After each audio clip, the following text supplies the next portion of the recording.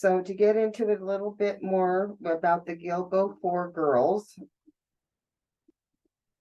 there were 4 of them that were brought to light because of Shannon Gilbert. Shannon Gilbert ended up turning missing in 2010 when she had had a mental breakdown, supposedly, maybe due to drugs, maybe due to being bipolar, ran off into the marsh and then was not found. Later, a dog walker and the dog found the remains, or what they thought were to be the remains of Shannon Gilbert. She was not going to be discovered, however, until December of 2011. The law enforcement people kept trying to say that Shannon's death was a natural death, either by drowning, which seems impossible. She would have had to stuck her face in the mud, or that she died from being in the elements, because Long Island there is extremely cold and it is possible to get affected by the elements there. The first autopsy that was done, they said, didn't prove anything, but the family paid for and had a second autopsy done, and it proved that the poor girl didn't have a hyoid bone, which means that she could have died of strangulation and then just been left there to look like it was a natural kind of death.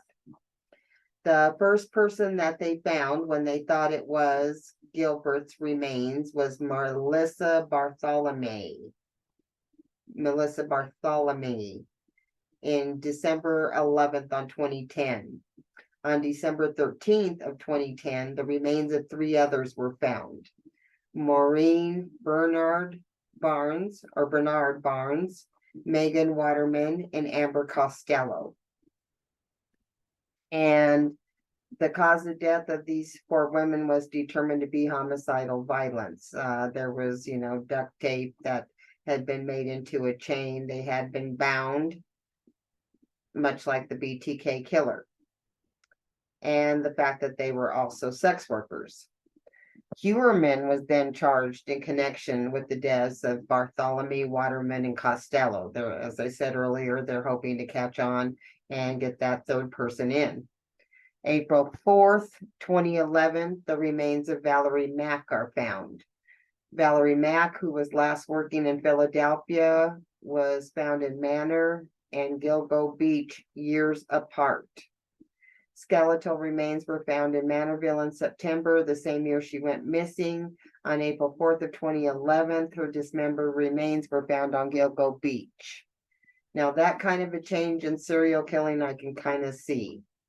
The same day, inspectors found a remains of a child. Due to jewelry and DNA evidence, they were found to be mother and child. And many times, if a sex worker has to work and they need the money really bad, they will take the child with them. And that's what they think happened in this instance here. And then it turned out to be detrimental to the sex worker as well as the baby. How somebody could be so cruel, so devastatingly uncaring to harm a child. They really just need to have their gonads electrocuted. On April 4th of 2011, the remains of an Asian male are then found. This one is still trying to be identified, and as I said, there is a website there that you can look on and see that they are trying to figure out who this poor boy was, if he's the Asian in question that they feel he is or not. Nothing to date has proved that yet. April 11th, 2011, 2 more bodies were found. 2 sets of remains were found on Ocean Parkway, about 7 miles from Gilgo Beach. One person has not been identified and is known as Jane Doe number 7. The second is to believe those of the mother of the toddler whose remains had previously been found. So I guess the toddler was found first and then the mother. I thought it was the other way around, but I was backwards. So there you go. That's what happened with the Gilgo Beach 4 and the other people that were found.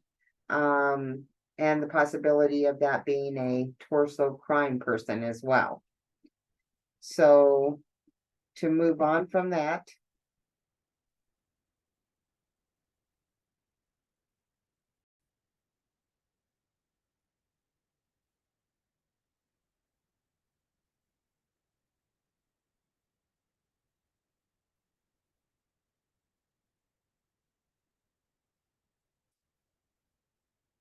Good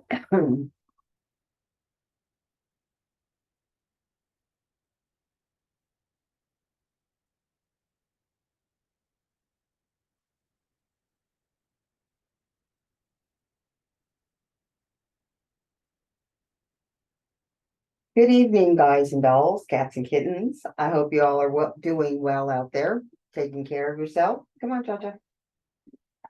Taking care of yourself, being safe, like me and Cha-Cha have been. I hope you're enjoying your summer, keeping yourself well hydrated, and being prepared to say something if you see something. I'm sure there's a lot of craziness going on out there with everybody traveling, trying to enjoy their vacations and whatnot. It does come along with its own stressors. Know that, been there, done that. And being a true crime aficionado watcher, as I'm sure you all are as well, I had looked into the Long Island serial killer a long time ago, but it was like the Rifkin thing going on there with the other person. So I wasn't really thinking of like the Gilgo Beach killer at the time. My first perusing of it, browsing of it, getting close to it was the Shannon Gilbert case. And it was like 48 hours or something like that, 24, one of those shows I watch. They were talking about how she was a sex worker, went out to go meet a guy at this Long Island, Richie Ditzy, Dutsy Dutchy neighborhood, gated community kind of thing. And got in there, was in the house for about 2 hours. Her and her driver had this good financial arrangement to get out of the business where there was the third party. But this third party also provided certain protections as well. They decided they were just going to go on their own. They didn't need this third party involved at all. They're just going to get out there and make their own business. And that time, people were using Craigslist. No surprise there. Everybody knows about that. And Craigslist was eventually shut down, driving everybody to this other issue called Backpage. Backpage was eventually closed down too. But while all of this was going on, these sex workers are putting ads in there, and they put all kinds of ads. They have like their cars, and then they put, their features, height, weight, pictures, and that's, I guess, how they would get around it. As soon as you post those pictures, you normally get like a great amount of phone calls back, even if you're just like posting your backside from what some of the pictures I saw. So she goes over to this guy's house. I don't know if they did drugs or whatever, but it does say that she was extremely intelligent, but that she also had bipolar issues. She went into a meltdown. She started freaking out. The guy in the house went and got the driver. Andy Pat came in, was like, what's going on? And she's like, I don't know. There's somebody's trying to kill me. I'm calling the cops. Andy Pack freaks out because they're doing illegal activities. He feels like she's trying to set him up for some kind of crap like that. So he goes to wait for her out in the car. She comes out, she runs right by him. Zoom, like road runner. And had she ran just a little more to the left, I believe, she would have went into a more populated area. But she ran straight ahead, and that was straight into the marshes, where she was never to be seen again alive. So they were looking for her, trying to find her, didn't know what to do, they were freaking out. What could have possibly happened to Shannon? So one day there's this lady, she's walking her dog, just walking the dog along there, and the dog runs up, it smells something. She goes and looks up, it's a body wrapped in burlap. She's freaking out. They call the police. Law enforcement immediately thinks, oh Lord, this must be Shannon. This has to be Shannon. But when they get there, no, it's not Shannon. It's another lady who turns out to be the first of the Gilgo four that they find. And so these four women turn out to be like all sex workers, posting on, the Craigslist or the Backpage things, regardless of what their lifestyle is or what they were doing, because they got put in situations. One was breaking away from sex trafficking, looked all over for a job, wasn't able to get a job, finally decided they were going to go back. I'm thinking just enough money to get past getting her evicted, because she did have children. Well, that was that for her. The other one was just a young girl, went out on a date, never to be seen again. One had a roommate and went out on a date, never to be seen again. So these women were all under the same criteria. They all had short people, easy to carry around probably and do whatever you wanted to do. They had brown hair, brown eyes, real cute girls, younger type girls, but girls with issues, fragile personalities. And you know, predators have a way of sniffing out this kind of thing, just like sharks do for their prey as well. I often, you know, think of animals in conjunction to how people act. I'll often consider these personalities sharkish.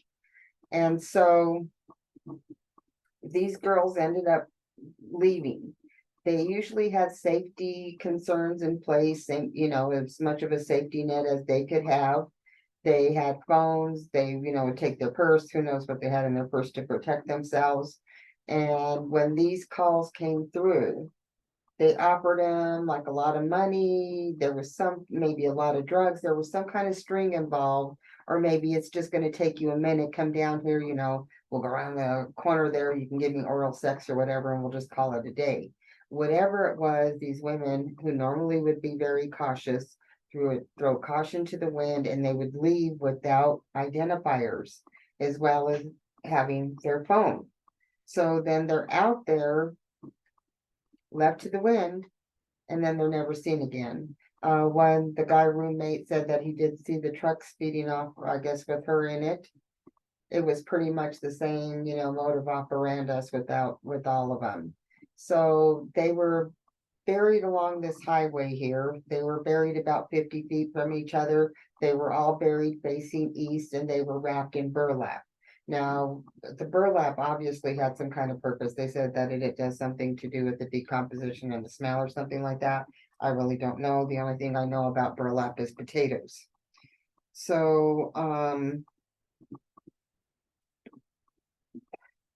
it was real easy to get away with this crime because they say now with the internet the way that it is, it's much easier to conceal your identity. Well, it's easy, I'm sure, for a predator to follow you if you're going and you're doing these picture things. And even if you are changing your identity, hookers, whatever you want to call them, ladies of the night, hookers, prostitute, whatever they used to be called in the past, sex workers now. They always use cash. I don't know. The high call and girls, I guess, when they work through facilities, you could use charge cards on them. But girls who are working the street and girls who are just trying to make a living, I'm sure we're not accepting charge cards. It was a cash only business. And now you have the internet, they're changing their names on the internet, they're hiding, you know, whatever people do to make it a workable business for them. But whatever you're doing also works in the favor of somebody that's a predator because it makes it even harder to find out what you were doing and where you were at. A lot of these women, though, were open with their family and their friends about what they were doing. They were honest about the reasons that it's going on, that they don't want to continue to do it. They want to get out of the business, or they're trying to get out and they, you know, still the money is an issue for them. So they're, you know, working it out that way. That is the sad part about it. And then this guy would come along and exercise his rights, or what he feels that are his rights. So when they determined that the body was not the one of Shannon, then they started looking further, and they were like 150 feet apart from my guess.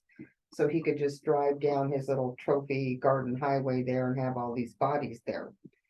So they eventually found like a group of 6 more girls or something like that, I believe, that they believe may have gone with the Gilgo Beach murderer. But there was also secondary bodies that turned up. It turned out that it was like a trophy garden where they bury multiple people and then they like to go back and visit because it makes them feel good, or they have their little trinkets that they have with them when they can't get by their little trophy garden there. So this guy that's picked up now, they do want to prosecute him for 3. They say that they're working on prosecuting him for the 4th, that they had to act very quickly because he was on his way to getting another victim. So they really kicked up the thing and they got him off the block there. Well, and then this takes me to law enforcement.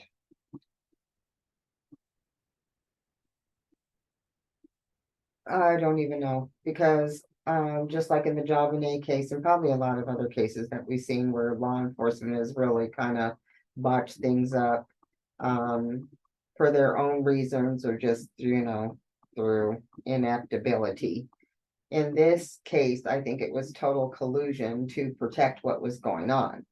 So when the Gilgo Beach thing was happening, of course, like all law enforcement, they want to deny that it's a serial killing. They don't want to believe that it's true. So there was a top of the police commissioner that was immediately fired when this was all going on. He was then replaced with another guy, and this guy, read off of these darn notes here, they're too small. I take handwritten notes and then I try to make up my little, spiel for you, but let me get this man's name. James Burke. He ended up being hired as the police chief there in the Gilgo Beach area. And a lot of people said he had something to do with the crimes that were going on. He had been in trouble as a younger police officer. There was like a little party place on the beach there that a lot of people would go to engage in sexual activity and drugs. And then there were some cops that would go there, and I'm sure other law enforcement knowing about it and participate in these same activities. Well, this man was one of those law enforcement people. So he gets this sex worker. He takes her off somewhere and he has her in the patrol car and they're doing all kinds of freaky deaky crazy, let's get it on kind of stuff with each other. And in the midst of all of that, I guess he was having such a good time, he didn't even think about his firearm. So the person who thought about his firearm was the sex worker. She ended up with it. It ended up turning out to be a big deal. Most other people would have been fired for that, but he wasn't. He was reprimanded for it, but not fired. Eventually, he takes over as police chief, and the district attorney, this slope guy, in him, decided that they were going to block the FBI from coming on. And whatever the police chiefs were reason, whether it was his own bad activities or whatever, he got the district attorney to go with him, this Paul Slope guy, to go along with it as well. So that blocked the FBI, which really fucked the case up really bad because you need the FBI in there on cases like that. Now, since 9/11, they've turned over more to terrorism and intelligence instead of like pursuing crime like this. So I don't know what that means for the active serial killers we got now running rampant across the United States. But nonetheless, the FBI did want to come in and did want to get help, going in there, but they were shut down and turned off. So that's when people were like, hey, what's going on with these people? Why are they doing that? Is there something up with this police chief? There was other, talk and rumors going around about how and why. But that didn't stop what they were calling the Long Island serial killer, and they called him Lisk, L-A-S-K for short. And so he's just out there doing his own thing. He don't care what people are saying. He just, having a good time doing his own thing. So in the meantime, he gets one of the victim's phones and he calls the sister. And she's like young, 12 or 13. He's like, hey, I know what's up with your sister, la la la la, dee dee dee dee. And she's freaking out. Well, he had kind of a history of contacting the family and harassing them. And then other people would be like, hey, they'd be hearing stuff, about what's going on as well. So it's kind of crazy that he was out there. And I think that's what got kind of the police rumor started as well. And so while this is going on, people are just wondering when it's going to come to an end, or is it going to come to an end? But the only people that are wondering that are the families of the victims, because other people, they're barely even hearing about it more, nor do they care. So that guy, when he contacted the victim's sister, he called from Madison Square Garden, and he called on the victim's phone. And then, they're like, what the hell? But after that, it came to light that he consistently used burner phones whenever he was looking at child porn, uh, what is it, where you're being mean, physical porn, violent porn, whatever you call it. He would use these burner phones, and then he would get rid of them. I guess he thought that was going to be good enough to keep him from being found out. And at the same time, like I said, Long Island seems to attract serial killers for one reason or another. Rifkin was out there at the same time he was. There was the guy with S guy named Stephen something or another, and he was killing as well. And then plus serial killers like to compete with each other, and that's what brings me up to my next thing with this whole thing here. So they're looking at the bodies, and some law enforcement have said that serial killers don't change what they do, or they change very little their motive operandi, because they like what they do. They set it up that way because they think it works for them, or for whatever reasons, whether it's emotional satisfaction, physical, or just because they think they're being safe. One lady that I've seen in my research, she says that serial killers can and will change what they do. But I don't think they change like she's saying. So if you're buying torture killing, like the BTK guy, because he stepped into it too, he couldn't help himself, because you know how serial killers are, they want attention on them. Now everything is on this Gilgo murderer, but I do have to agree with him. There are a lot of similarities between the two. So he's out there thinking he gonna bind, torture, and wrap these women up in burlap, and then he buries them a certain way. It's more of a ritual, trying to fulfill some kind of mental issues or acuity that he thinks these need to have while he's doing it, to meet whatever when he goes back and visit them in his trophy garden. The other ones, these are dismembered bodies. That means that the motive for killing is probably a sexual torture kind of thing. And they usually call those torso type killers. I can't imagine that you would change your motive operandus that much. Plus, the point of the matter is there may be more than one individual figuring that out, or knowing that the first, serial killer is there using this as his trophy ground, wanting to get there, use it, and surpass, because they have this little one-upmanship going there. So I do believe, I have a tendency to believe with most of the other people that I've heard talk about it, saying that it's probably more than one. And so it isn't unusual for the killer or serial killer to contact the family. I think it gives him more power, and then he feels like he has some kind of connection to him, because they just love that connection thing. That's why a lot of times they look like old girlfriends, Ted Bundy, maybe an old wife, somebody that treated you badly, that you want to get even with, that you just get even with through every other girl that represents that person or woman to you. And I think that happened a lot in the Long Island killers as well. Well, this whole thing was going on because this whole scenario took 13 years to resolve itself. And well, for law enforcement, they definitely fucked that up badly. In 2010, they did get a description of a big hulking guy in an avalanche truck. And avalanche trucks are very specific in their design. And I guess a lot of people in Massapequa did not have this kind of vehicle. And so it stood out. Plus the guy's height, like I said, hulking giant. And they gave this description, but for somehow or a reason or another, the police were unable or did not want to connect the dots and try to find this guy.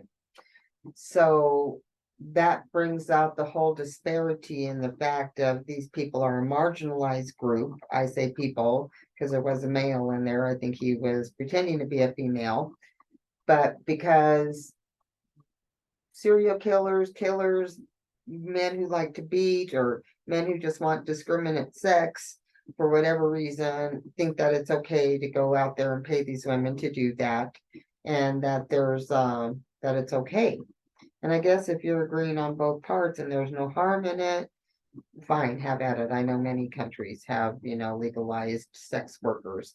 Um, I don't know. I haven't dived that much into it, but there are things going on like in Los Angeles, um, uh, Atlantic City. So even though they think the Gilgo murderer may have been in this area, they think that he may have been in another area prior to that, as well as New Mexico having its own situation in Albuquerque with missing women as well. The New Mexico scenario might be a little bit different though, but the Atlantic Beach murders and what happened in Las Vegas definitely had the same trademark thing going on with this Gilgo Beach murderer. So, was it just this group of women that were found here on Gilgo Beach, or does it really go farther than that? Because we all know that serial killers don't stop serial killing once they start until they're caught or till they die. So, that being said,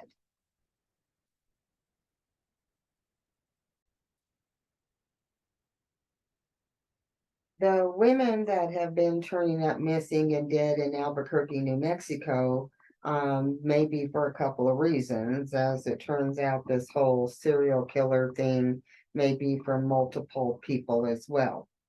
More than likely multiple men. I know women do it once in a while, but not on the scale that men do. The New Mexico thing, there is a journalist there that thinks that a lot of this could be going on because of cartel terrorism. Cartel terrorism is the cartel's way of taking control of a situation, letting people know that, hey, this is what's up, we're in control. And in Mexico, they will use the women to send signs. I mean, they mutilate their body, they kill them, they leave them out in the open. They place their bodies in areas to let people know we're here, we're taking charge, don't fuck with us, or this will happen to you. And in America, they want to do the same thing as well, but they bury the bodies, but the ladies turn up missing. But some of these women, when their bodies are found, have the same kind of injuries that the women who are left above ground in Mexico have. And they feel that that could be the cartel that's coming in and interfering and taking these women's lives as well. So it's probably a twofold thing. If you watch that killing season documentary series, I think that was the conclusion that they came to as well. They were looking around, they were trying to figure out, were these murders that were taking place and across the America. One serial killer, was it the Gilgo Beach murderer? Was it somebody else?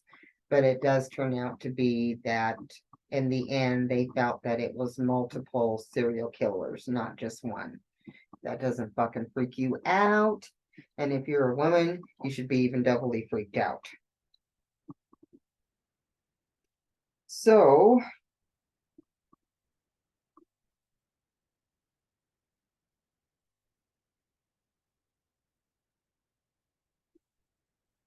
the victims, there was a Asian guy that was small in stature, was dressed like a woman that they think Liz picked up, not knowing that this person was a man dressed up like a woman and still reacted the high testosterone way that other men act. He freaked out, beat the fuck out of this man, and probably just beat him to death.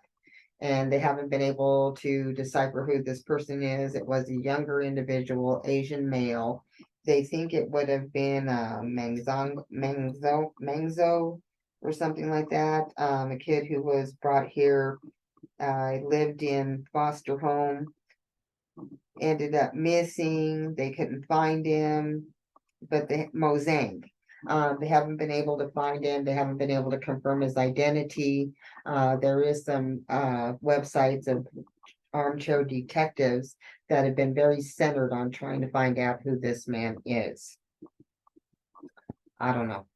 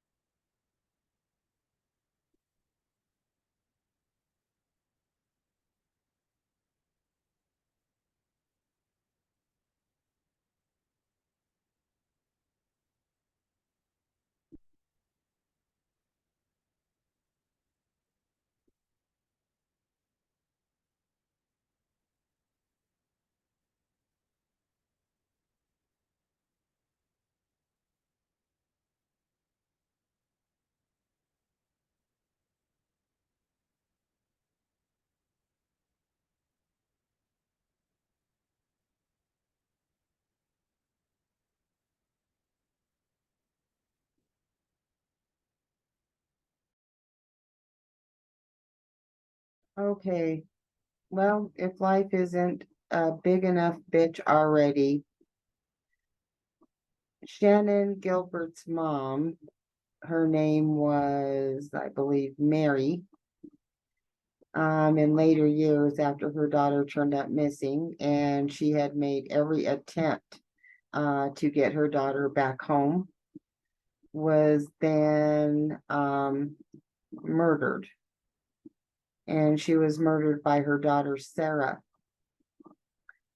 And Sarah had a history of mental illness, just like Shannon did, and had been in a mental health facility getting treatment. And one of the neighbors said they couldn't believe that she was out, but she had been out. She had been out for a couple of months and I guess had become quite abusive and scary. She had a child that she was taking care of that she was scaring and abusing, and then eventually killed her mother.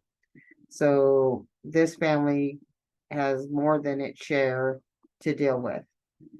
My heart goes out to any of the family members left there for sure.